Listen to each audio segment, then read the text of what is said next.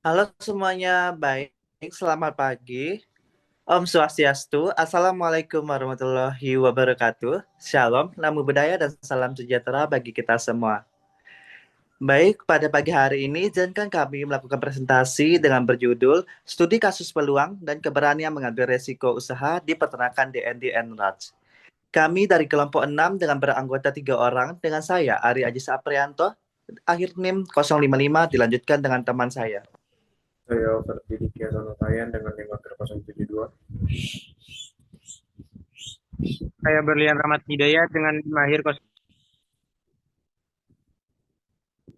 baik selanjutnya yaitu ada profil dari perusahaan DN Teras.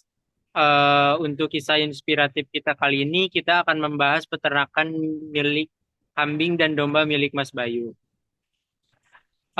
Mas Bayu adalah mantan karyawan distro yang sukses beternak kambing dan domba. Beliau mulai beternak dari 2015. Dari jumlah awal beternak beliau menjadi 20 ekor ternak, dan di 2021 beliau udah mempunyai ternak kambing dan domba sekitar 500 ekor.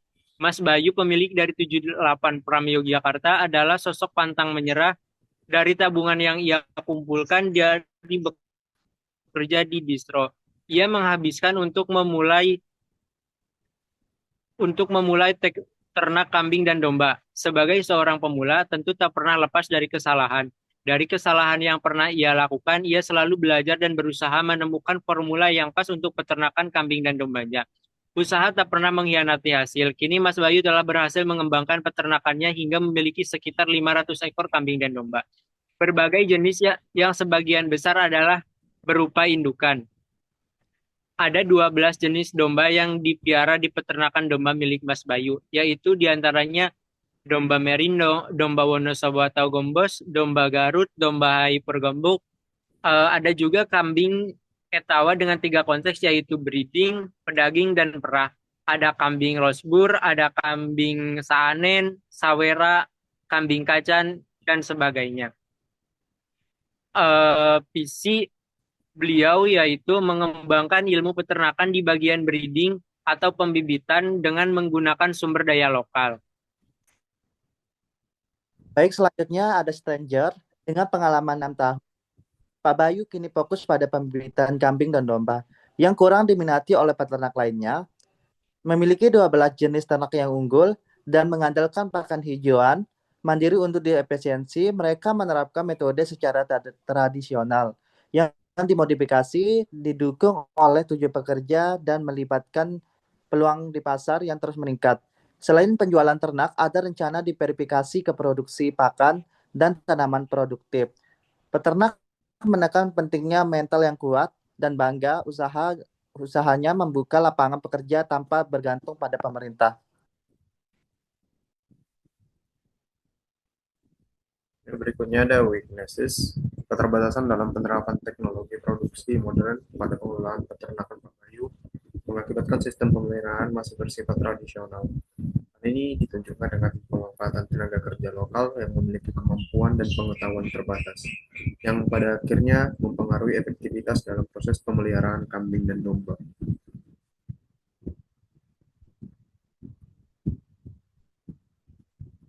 Baik, selanjutnya ada opportunities, yaitu peluang suatu usaha. Peluang usaha yang dimiliki oleh Pak Bayu dalam menjalankan usaha peternakannya dianggap menjanjikan karena tingginya permintaan pasar dan minimnya peternak di daerah sekitar. Selain itu, persaingan di bidang pembibitan relatif sedikit, memberikan keunggulan yang kompetitif sehingga mampu memiliki peluang usaha lebih besar.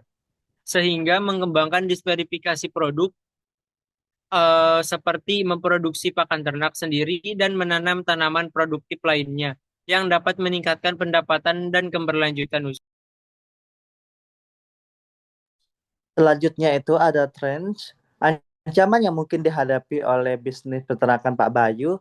Yang pertama itu ada penyakit yang merupakan risiko yang sangat signifikan, yang dapat menyebabkan kerugian besar pada populasi ternak tersebut. Yang kedua, meskipun pasar untuk kambing dan domba cenderung lebih stabil, fluktuasi pasar tetap menjadi ancaman yang dapat mempengaruhi profitabilitas usaha tersebut.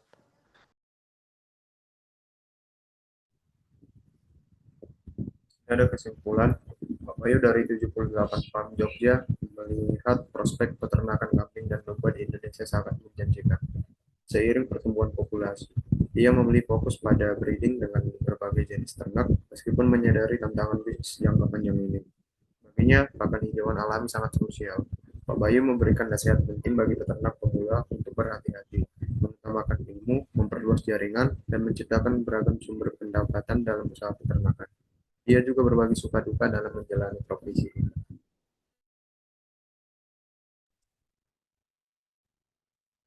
Nah, itulah dia presentasi dari kelompok kami.